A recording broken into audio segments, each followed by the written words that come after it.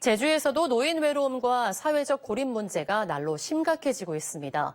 해외나 다른 지자체에서는 노인 외로움에 대한 대응을 사회적인 문제로 접근해 지역사회 차원에서 대책을 모색하고 있는 상황인데요.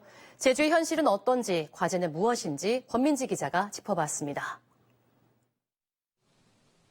폭염 속에서 공원으로 산책 나온 노인들을 만나봤습니다. 여가 시간을 보낼 마땅한 공간이 없고 고립감이 심하다고 입을 모읍니다. 갈 데가 없어서 여기 운동 겸, 쉴 겸 해서 오는 거죠. 노년층에는 프로그램이나 공간이 많으면 좋죠. 많으면 좋은데 지금은 없잖아요.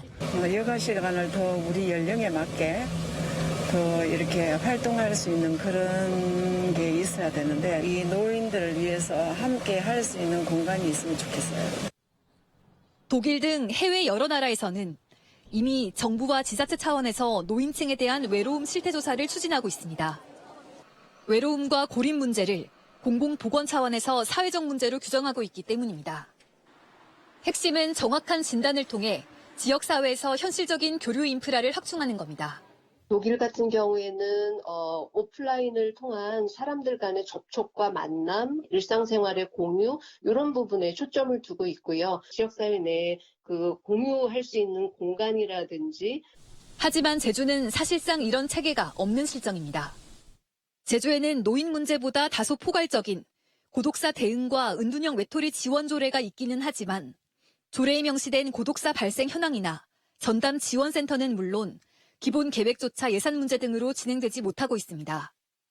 부산에서 외로움 치유 조례를 만들어 실태조사와 지원 사업을 확대하는 것과 상당히 대조적입니다. 사회적 고립을 더 이상 개인의 문제가 아니라 사회적 문제로 바라봐야 하는 거죠. 노인들의 적극적인 사회 참여와 자립에 초점을 두고 사회적 연결을 중심으로 해서 관계 회복을 하는 것에 고령화가 가속되는 가운데 더 이상 노인 고립 문제는 일부 나이대나 계층에 국한되지 않습니다. 제주에서도 적극적인 실태조사와 더불어 지역사회의 촘촘한 안전망을 구축하는 등 보다 현실적인 대책이 필요한 이유입니다. JIBS 권민지입니다.